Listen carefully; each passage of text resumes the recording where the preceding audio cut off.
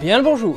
En cette période de l'année, nous reprenons les visites d'exposition et il s'en trouve une justement que je me suis empressé de découvrir. Ouverte depuis le 11 septembre au Mulux, elle ne se terminera que le 16 février prochain. Vous aurez donc encore le temps, normalement, pour vous y rendre et vous faire votre propre idée sur l'âge d'or de la peinture anglaise de Reynolds à Turner.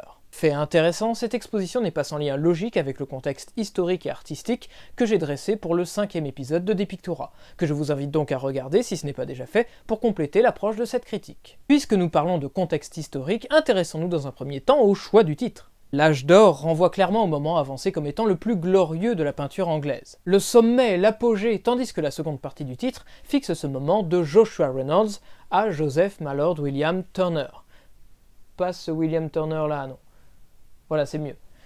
Cette fourchette est réduite dès la première salle par une frise chronologique qui délimite ce moment de 1754 à 1824. À peu de choses, cela correspond au règne de George III, une période à la fois stable du fait de la longévité du roi et de l'affirmation du pouvoir colonial britannique, mais aussi instable à cause de plusieurs événements historiques, notamment la déclaration d'indépendance des États-Unis et la guerre qui s'ensuivit, donc la perte, vécue à l'époque comme un grand traumatisme, d'une large partie de cet empire colonial que l'on pensait invincible.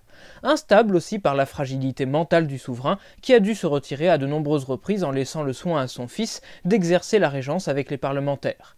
Cette période a également rythmé l'Angleterre par ses relations conflictuelles avec la France, théâtre de la Révolution, sa réflexion vis-à-vis de ce mouvement qui entraîne l'émergence du grand adversaire d'alors, l'Empire. Au total, 70 ans que l'exposition a choisi de délimiter un peu avant le règne de George III et un peu après. Une chronologie pas seulement marquée par des épisodes historiques, mais cadrée aussi par des moments clés du domaine artistique, et des dates importantes pour les deux points de vue. Rassurez-vous, j'en ai bientôt terminé avec cette première salle d'introduction, il ne me reste plus qu'à vous dire que ces deux toiles y sont exposées. Et c'est très intéressant car en plus d'être en relation avec la frise, puisque ce sont deux acteurs majeurs de la scène artistique anglaise qui ont contribué à la création de la Royal Academy of Arts, ces deux tableaux nous initient à ce que nous voyons en majorité dans cette exposition, des portraits. Il prépare de surcroît le combat que les deux protagonistes se livrent dans la deuxième et la plus impressionnante des salles, intitulée Reynolds et Gainsborough face à face. C'est en fait un couloir présentant des exemples du genre, mais majoritairement en grand format, afin de bien nous faire comprendre l'importance de ce thème en Grande-Bretagne, la concurrence apparente et profonde qui liait les deux peintres entre eux, et finalement la domination de Joshua Reynolds. Ce système est repris dans la troisième salle. Portrait, image d'une société prospère, qui établit le profil de cette clientèle aisée qui pouvait se permettre la sollicitude d'un peintre. On peut y voir l'application des codes esthétiques de la Royal Academy, ainsi que l'apport de nouveautés et l'émergence de certaines individualités puissantes. Mais qui parle d'un individu doit également penser à leur entourage immédiat. Avec le portrait isolé, les Conversations Pieces sont bel et bien un autre thème prisé de la peinture anglaise. Proche de la scène de genre hollandaise, elles mettent en commun le couple et témoignent bien entendu de la place des enfants dans le cadre familial. Mais eux aussi ont droit à leurs représentations isolées, on les surprend à lire, à se promener et à jouer, nous entraînant dans la salle suivante où nous découvrons le spectacle de la nature. Le paysage, présent depuis le début, s'exprime plus clairement à partir d'ici, mais la peinture animalière s'y affirme également. La petite pièce centrale présente encore des paysages, mais réalisés à l'aide de techniques différentes de la peinture à l'huile. Les paysages nous mènent nécessairement à voyager aux frontières de l'Empire. Une partie qui tient à souligner le caractère trop idéal de ces représentations coloniales qui passent sous silence les horreurs de l'esclavagisme et l'enrichissement de certains exploitants, mais qui dénote également la diversité des paysages auxquels les peintres britanniques ont accès. La 8e et dernière pièce, elle, rend compte des difficultés éprouvées par la peinture d'histoire au moment où les portraits et le paysage dominent littéralement les commandes, aussi bien officielles que particulières, et la façon dont ce genre pictural a su malgré tout se distinguer et survivre. Voici pour la présentation générale. Ce que nous révèle le plan, fidèlement reconstitué grâce aux efforts de votre serviteur, c'est que l'exposition est organisée de façon thématique et selon un code couleur que vous retrouverez sur les murs des dites pièces. Ceci vous permet de n'être jamais réellement perdu. Plus important que la sensation de n'être jamais perdu, vous êtes constamment accompagné, car il y a pour toutes les œuvres des explications en cartel. Assez claires et relativement bien écrites, elles vous permettront d'en apprendre davantage sur les traditions picturales de l'Angleterre qui remontent avant la période couverte par l'exposition, et c'est tout à son honneur. L'héritage de Hans Holbein le Jeune, peintre du roi Henri VIII, est bien entendu le plus flagrant, bien que l'inspiration de l'époque d'Anthony van Dyck soit tout aussi perceptible dans les portraits de la seconde salle. Avec toutes ces indications, on ne peut qu'apprécier davantage la richesse des détails dans les vêtements et les visages, une richesse qui n'entrave aucunement la liberté de touche ou l'économie technique mais efficace de certaines toiles. En plus de cela, il y a véritablement une bonne luminosité pour apprécier ses qualités. Mais il faut tout de même admettre une chose, l'atmosphère sombre par endroits et les éternelles vitres devant quelques pièces n'avantagent pas les photographies, et c'est d'autant plus dommageable lorsque c'est un lieu qui les autorise. Hélas, ce point négatif n'est que le premier, car c'est à cet instant que les problèmes supportables auparavant explosent. Reprenons le plan, admirablement réalisé par les soins de votre narrateur plein de verve.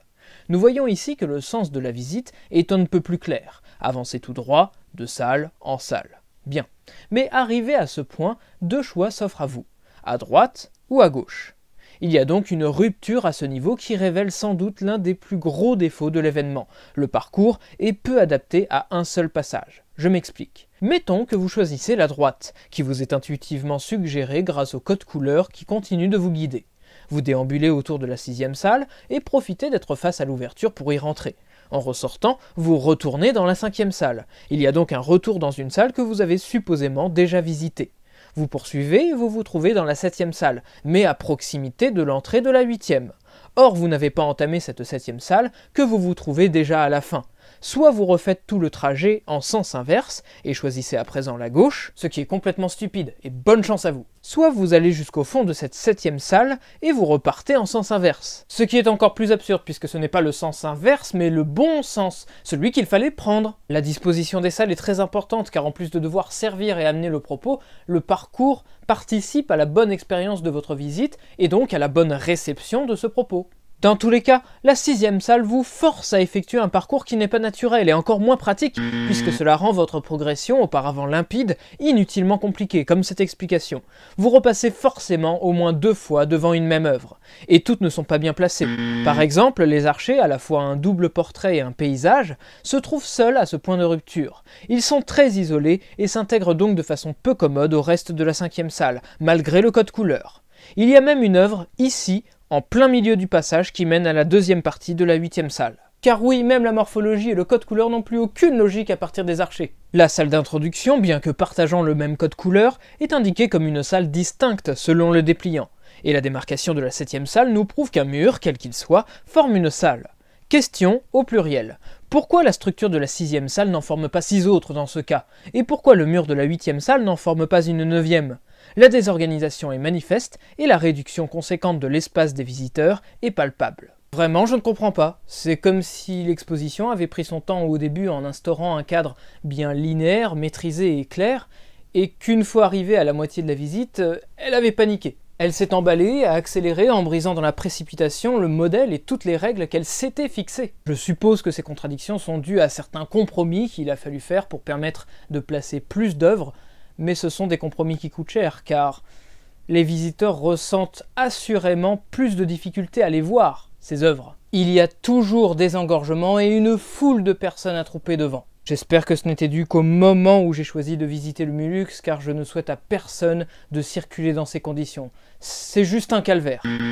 Surtout, n'hésitez pas à fuir autant que faire se peut les groupes. Quand bien même vous devez accélérer pour pouvoir les distancer, faites-le. Croyez-moi, cela vaut le coup. Vous reviendrez plus tard à l'œuvre que vous aurez délaissée, une fois que le groupe sera passé, pour en profiter plus sereinement.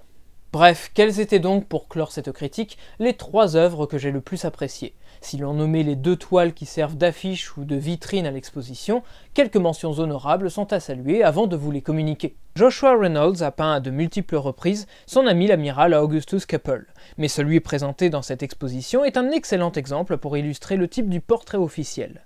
Tous les éléments présents permettent de comprendre la fonction du portraituré, des attributs jusque dans le décor marin.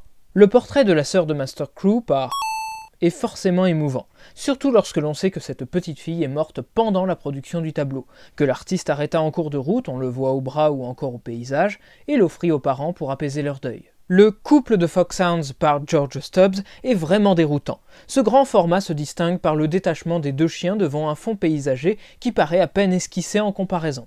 Le caractère frêle du tronc effilé de ce palmier, placé au pied de ruines devant une tombe et surplombant cette vue au loin sur le massif de Raj Mahal Hills, offre une vision très mélancolique du paysage indien. Et maintenant les 3 œuvres que j'ai préférées. En face de ces 2 portraits se tenait celui d'une inconnue, réalisé par Francis Coates.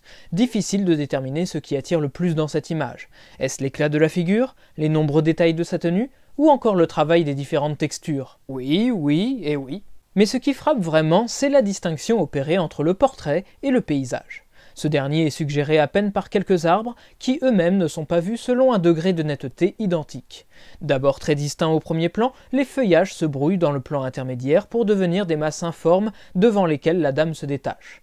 Une astuce utile à la lecture du profil, dont on remarque l'œil doux, le bout du nez en trompette et le sourire qui rend cette dame vraiment charmante.